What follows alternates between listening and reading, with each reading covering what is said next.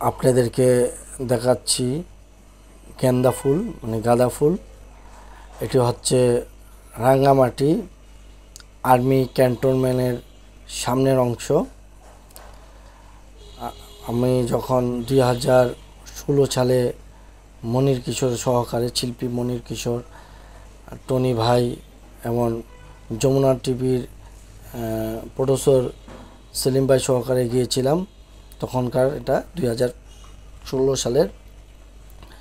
এটা হচ্ছে আর্মি ক্যান্টনমেন্টের যেই ঢোকার সামনের অংশটুকু আছে সেই জায়গায় খুব সুন্দর করে এখানে ফুল, গাঁদা ফুলগুলো রয়েছে।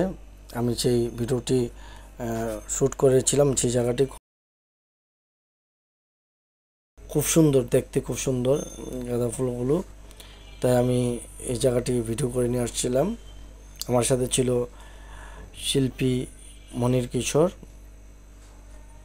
আপনারা হয়তো আমার ভিডিও যে দেখতে পাচ্ছেন এই জায়গায় এখন মনির কিশোর এসে দাঁড়াবে, এই যে দেখতে পাচ্ছেন মনির কিশোর দাঁড়ালো আমার সাথে।